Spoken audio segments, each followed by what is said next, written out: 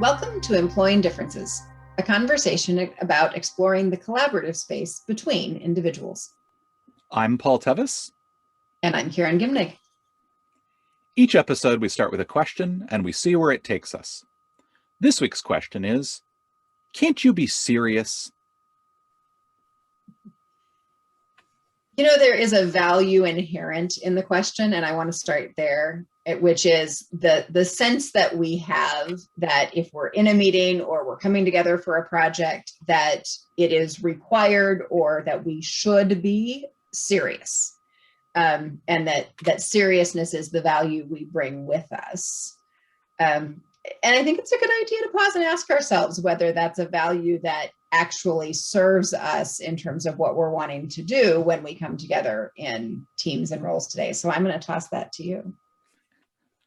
Well, I often hear the idea of, we need to take these seriously. It almost comes across more as we need to take this solemnly. We are not allowed to have any fun. We are not allowed to treat this with any sort of lightness or playfulness or anything like that. And I fundamentally disagree with that premise. I believe that it is possible to take things very seriously, to recognize their importance and their urgency, and at the same time, approach them with lightness and playfulness, because sometimes that energy is the thing that will actually serve us in addressing serious matters. For example, I often teach in one of the workshops I do around conflict, this idea of the team toxins, which is rooted in John Gottman's work. But we look at these modes of communication in groups that are ultimately problematic, well-intentioned, unskillfully done. And because what we're really trying to do is help create some awareness in the group and some empathy for the fact that we're not doing these things because we hate each other. We're doing them because there are needs we're trying to get met, and we're just doing it unskillfully. That is not something that I find is useful to approach in a heavy, solemn sort of manner. These are the team toxins. Look deeply at how you disappoint others. Right? How you fail to get what you want, right? That doesn't work. And so I approach that from a place of lightness and playfulness. So when we do this in person, we have got areas taped out on the floor that represent each of these different modes of behavior. And so we start by doing a thing where people identify when they've been in a group and like which one has been particularly present and like how do they know. And then I always at some point ask them, because we've gotten to the point of people being able to say, okay, here's why someone who is well-intentioned would still do that, like what the unskillful part is, instead to develop some empathy. And so then I tell people, so go to whichever one is your favorite. I mean, your go-to, the one you build a house in, sort of thing. And because it helps people to see, like, oh yeah, like I do this behavior and I can sort of detach from it a little bit. So holding that structure, doing that workshop with much more of a sense of lightness and playfulness serves the group a lot better, because they're going near subjects that are kind of difficult for them. And if we were to go there in a way that was very serious, I don't think it would be as useful. So I think that where I will often say is, I think it's very possible to treat serious subjects and serious topics in a way that isn't solemn, in a way that is light and playful, because it can actually help us to engage with them. And I think that last piece is exactly where I was going, which is the engagement part. Mm-hmm. So if we're kind of doing the class clown act to distract, to escape, to disengage, to protect, to defend, mm-hmm. then yeah, we'd probably like someone to be more serious. But if we are being playful and goofy and silly in the serious engagement with the group, that's likely to be really productive. And the other thing I want to name here, I've been listening recently to Dr. Stuart Brown's work on play and the value of not having an objective, not having an obvious product. And so when I say staying engaged with the group, I think that's super useful. It may not even mean staying engaged with the problem in a specific, like on a line to a solution. Mm-hmm. that playfulness is useful. And he uses the word serious a lot. Actually, he talks about serious play, and the ability to just explore and not be sure where we're going to land or what the objective is. We're following the joy and the energy and the passion and the excitement. And that is what is play. So play can be reading a book, if it's the book you really want to be reading. It can be, tinkering with toys and solving a problem. It can be, probably not in a workplace these days, but certainly in children, rough and tumble wrestling. And probably that's not all bad for adults either, within, some safety with each other, finding ways to be in, but that physical engagement in play, but all of these levels of, as you say, lightness. And I think it's a lot about having spaces where we can explore and take risks. And he talks about risk-taking behavior, that where children can exhibit risk-taking play, they do end up with more broken limbs, but they also end up with healthier psyches going into adulthood. That risk is a factor that we need.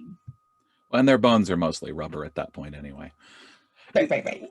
One of the things about play, and I've dug into some of this in the past. So I used to do a ton of improv theater, but I was also still part of a group called the Applied Improvisation Network, which is actually about taking the things that we've learned as theatrical improvisers and how do we apply them in business, in organizations? Like, what are the lessons that we can take from them? And one of the things that we talk about a lot is the value of play.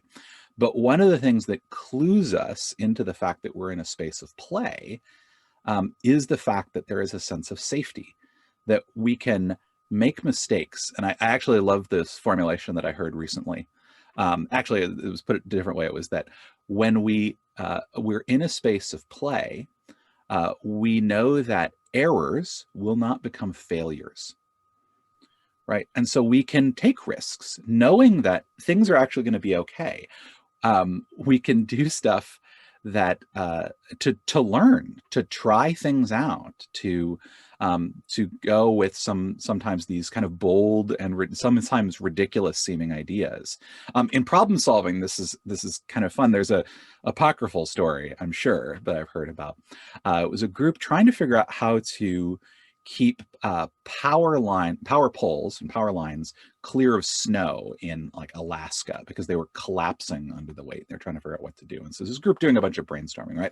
And the idea is in brainstorming, right, is that there's no bad ideas. And in improv, we talk about the idea of yes, and you want to accept people's contributions and build on them. And so they're trying to figure out how they could do this. And somebody comes up with this idea of like, well, there's a lot of bears.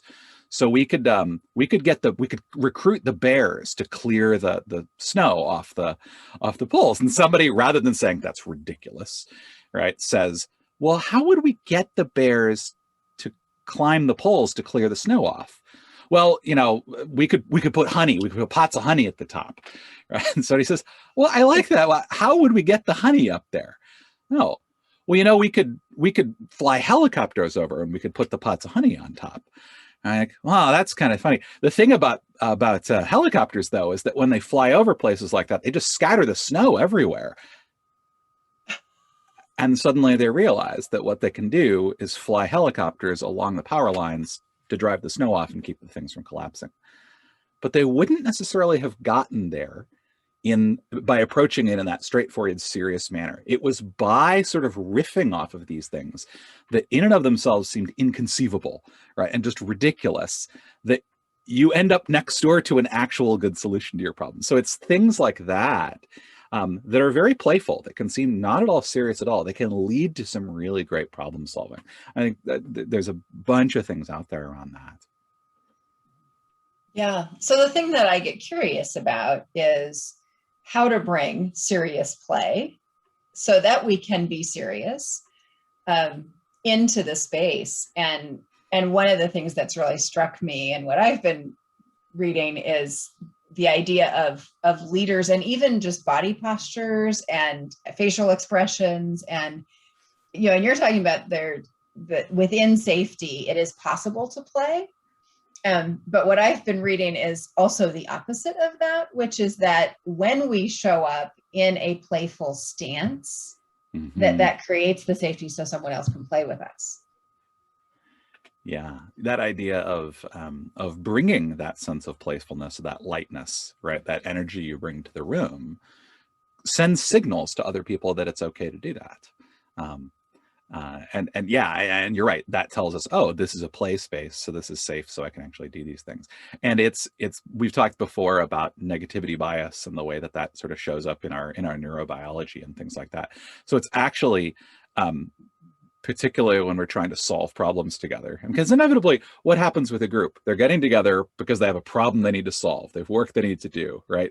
And so we're coming to that with this sense of like, there are important things we need to do. And so, and what that does is it triggers a stress response in the brain. And so we get less smart. But if we can do things when we're framing that problem solving, so the words that we use, the energy that we bring, the stance, the body posture, the way we talk about what we're going to do, what we begin and end our meetings with, if those can be more playful, more positive, then one of the things that does is it reduces the stress response in our brains. It can actually help us to solve problems better. And so, yeah, when we start the meeting with the incredibly serious, leader saying, here's what we're here to do today. We have to solve this problem and failure is not an option. It doesn't set us up for success. And so recognizing where we can come from to help create that environment that will actually help us be more successful, I think is really key. Yeah. So I think where we're getting to with this is maybe the question isn't, can't you be serious? But can we be productive with our play? Can we, or can we be in an engaged space with our play? And can we be seriously playful in the same way, so that we're in that sort of useful, engaging kind of space, as opposed to the disengage escapism kind of space? Mm-hmm. But if we can do that we will reduce our negativity, will increase our creativity, will increase our productivity in the long run, actually, because our problem solving gets better and our brains stay engaged and all of those things, when we can bring the energy and the stance of play and lightness to our work. Absolutely. Well, I think that's going to do it for us today. Until next time, I'm Paul Tevis. And I'm Karen Gimnig, and this has been Employing Differences.